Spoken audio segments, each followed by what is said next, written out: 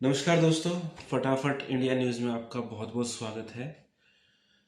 घटना सुनने को मिली कि न्यूजीलैंड में जो सिख समुदाय के लोग थे वो नगर कीर्तन कर रहे थे और उनके ऊपर वहाँ के लोकल माओरी लोगों ने जो है विरोध प्रदर्शन किया। उनको जो उनका हाका डांस है वो किया। उन्हें बोला कि भैया यहाँ से चले जाओ, हम लोग तुमसे परेशान हो गए हैं। मुझे इस चीज़ पे खुश होना चाहिए या दुखी होना चाहिए, मैं खुद कंफ्यूज हूँ। कंफ्यूज क्यों हूँ? खुशी इस बात की है कि 2024 में कुछ गंदे दिमाग के जो खालिस्तानी लोग थे उन्होंने ऑकलैंड में मंदिर पे तोड़फोड़ की थी। तोड़फोड़ करके चले गए। कुछ ने नारेबाजी करी, कुछ और किया। इसी तरह हिंदुओं की जो शोभा यात्रा होती है उसमें आ जाते हैं, नारेबाजी करते हैं। अब जब तुम्हारे ऊपर कोई कुछ करेगा, टिट फॉर टैट होता है, ऊपर वाला देखता है, ठीक है। लेकिन ये बात मैं सभी सिखों के अगेंस्ट नहीं हूं। सबसे पहली चीज, ये जो कुछ गिने चुने हैं ना मंद बुद्धि वाले, खालिस्तानी दिमाग जो मंद बुद्धि है, जो जीरो दिमाग हो चुका है, सोचने समझने की क्षमता जिनकी खत्म हो चुकी है, उनके साथ बुरा होता है। बड़ी खुशी होती है मुझे, क्योंकि तुम देश के खिलाफ करोगे। मैं तो कहता हूं उसके अंदर अगर एक आधा हिंदू था ना तो उसको मिलके उन माओरियों के साथ और खालिस्तानियों के मारने से जुटे। लेकिन समस्या ये है कि जो भाई देशभक्त हैं, जो सिख भाई देशभक्त हैं, उनको अलग कैसे करें, हम कैसे पहचानें? अब न्यूजीलैंड में हजारों सिख रहते हैं, लाखों रहते हैं, और उनमें से 200 400 500 ये गंदी सोच वाले हैं। तो इनका कैसे इलाज करें? मुझे तकलीफ उन लोगों से है जो ये गंदी सोच वाले। मैं ऐसा इंसान हूं जो गुरुद्वारे में जाता हूं, सब जगह जाता हूं। कभी भी गुरुद्वारे और मंदिर में हमने फर्क नहीं समझा। और 99% हिंदू हिंदुस्तान के गुरुद्वारे और मंदिर में फर्क नहीं समझते हैं।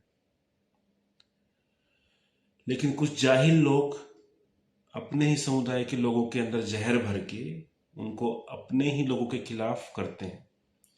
अरे बेवकूफो, तुम्हारे गुरु खुद नानक देव जी खुद हिंदू थे। सभी गुरु हिंदू थे। जितना आप लोगों के लिए वो लोग देवता हैं उतने हमारे लिए भी हैं। आपके लिए गुरु हैं तो हमारे लिए भी हैं। अब आपकी मर्जी है कि आप हिंदुओं को किस तरफ देखना चाहते हो। आज की घटना से आप ये समझिए कि जितना आप हिंदुओं के खिलाफ जाओगे, हिंदू आपकी साइड भी हो सकते हैं। आपकी साइड होंगे तो आपकी तरफ से लड़ेंगे या फिर आपके दुश्मनों की तरफ से लड़ेंगे। आपको किस तरफ लड़ना है?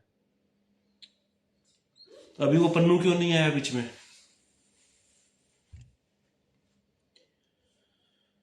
तो दुख इस बात का है कि उन्होंने जो नारे लिखे उस पे ये लिखा, गो बैक इंडियंस। उन्होंने ये नहीं लिखा कि गो बैक खालिस्तानियों। तो ये चीज दिमाग में रखिए, आप चाहे कुछ भी बन जाए, आप इंडियन रहेंगे। आप क्या, जो लोग इंडियंस नहीं हैं, इंडिया को अपना दुश्मन मानते हैं, हालांकि सभी पाकिस्तानी नहीं मानते, लेकिन जो पाकिस्तानी इंडिया को दुश्मन भी मानते हैं वो भी विदेशों में जाके अपनी इंट्रोडक्शन इंडियन के रूप में देते हैं। आपको पता है इस बात का? और आप लोग विदेश में जाके इंडिया की इमेज खराब करते हैं। जर्मनी में मैं था, फिलहाल जर्मनी से आ गया हूँ, नीदरलैंड में हूँ पिछले 1.5 2 साल से। मैं खुद न्यूजीलैंड में था और वहाँ पे मैंने ये चीज़ महसूस की कि लोकल लोग हैं ना, वो ही एक दूसरे के खिलाफ है वहाँ पे। लोकल लोग मतलब लोकल इंडियंस जो वहाँ पे रह रहे हैं, वो एक दूसरे के इस्तेसी करने में जुटे पड़े हैं। भाई, जब तक साथ नहीं रहोगे ना, जब तक एकता नहीं होगी, कोई भी फायदा उठाएगा तुम्हारा। ये तो बचपन में सिखाई जाती है कि 4 भाई थे, उनके बाप ने उन्हें बोला कि एक एक लकड़ी लेके आओ, एक एक थी तो तोड़ दी, उसके बाद उनको इकट्ठा किया तो नहीं तोड़ पाए। तो भाई भाईचारा बना के रखोगे आपस में प्यार प्रेम से रहोगे तो हमसे आपको 10 गुना प्यार मिलेगा।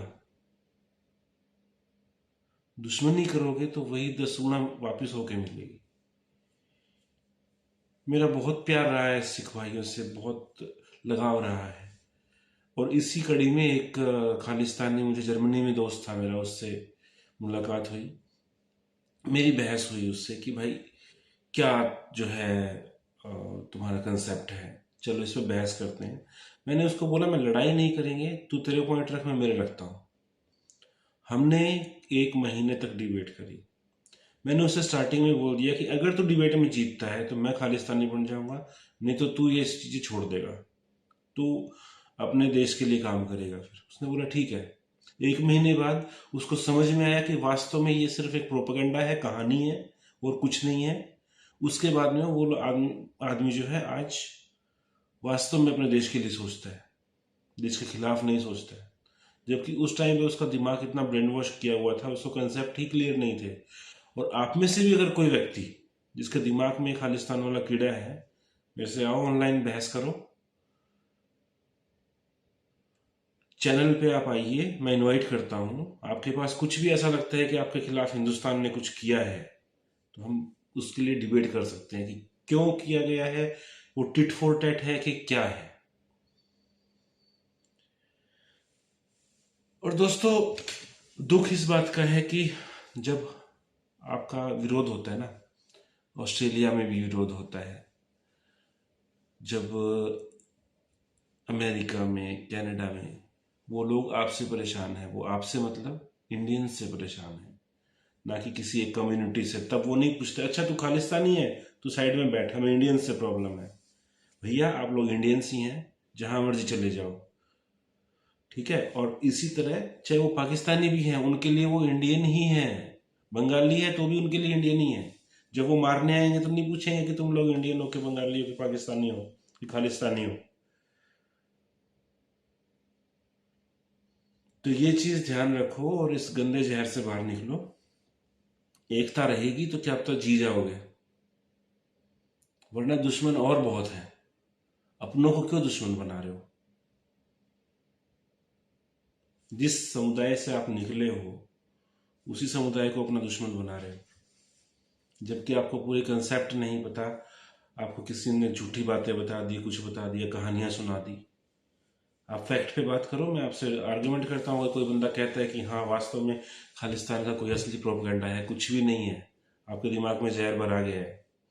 और कुछ लोग तो इसलिए चला रहे हैं कि विदेश में जो है रहने के लिए बहाना मिल जाए, असाइलम के लिए बहाना मिल जाए, और कोई भी इसके लिए कुछ भी पॉइंट नहीं है।